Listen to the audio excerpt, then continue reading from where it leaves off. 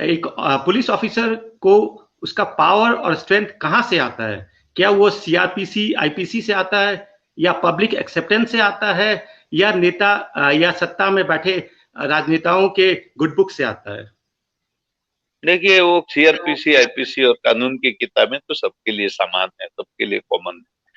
वो वो है, वो तो ठीक है।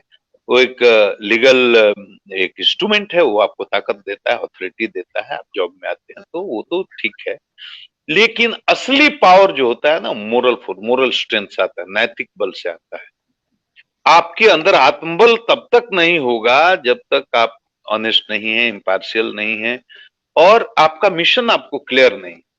आत्मबल ही एक बड़ी चीज है, सबसे बड़ा। तो एक ही कुर्सी पर बैठने वाला, आप देखिए कि एक आदमी आता है जिले में, एकदम छोटा उदाहरण दे रहा हूँ, एक एसपी आता है तो वो पूरे जिले का माहौल खराब हो जाता है। दूसरा एसपी आता है, एक आदमी को बदल पूरा माहौल बदल जाता है। एक कलेक्टर जाता है जिले में, सब कुछ गड़बड़ हो जाता है। दूसरा कलेक्टर आता है, सिचुएशन इंप्रूव कर जाता है।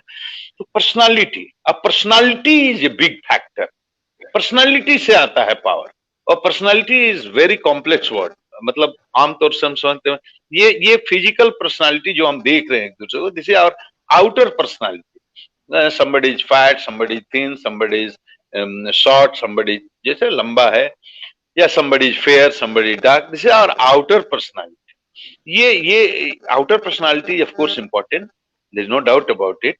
लेकिन इनर पर्सनालिटी जो है, that is the real personality, that is real you. वो क्या है? The quality of your mind and intellect, that is very important.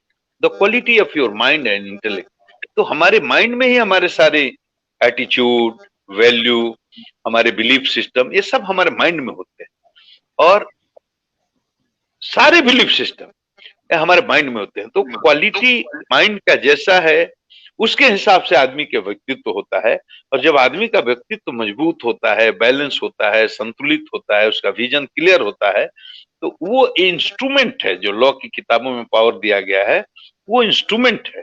अगर पर्सनालिटी संतुलित है तो उस इंस्ट्रूमेंट का आप सही इस्तेमाल कर सकते हैं। ऑपरेशन करें डॉक्टर की तरह, ऑपरेशन के सारे औजार रखे हुए हैं, लेकिन डॉक्टर ने ठीक से पढ़ाई नहीं की है, उसको ज्ञान नहीं है, तो वो इंस्ट्रूमेंट काम नहीं करेंगे, ऑपरेशन गलत हो जाएगा, मरीज की जान भी जा सकती है। तो इंस्ट्रूमेंट होना जरूरी है, लेकिन उसके साथ साथ डॉक्टर को विजडम होना भी जरूरी है। उसी तरह अपनी पर्सनालिटी सबसे इंपॉर्टेंट फोर्स है।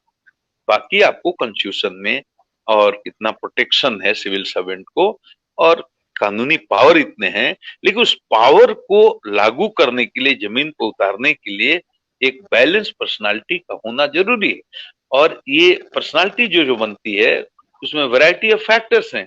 Your personal background, your family background, your social background, your religious background, your cultural background, your academic background, your geographical background also, whether you were born in Bihar or born in London or born in Germany, all these things make a lot of difference.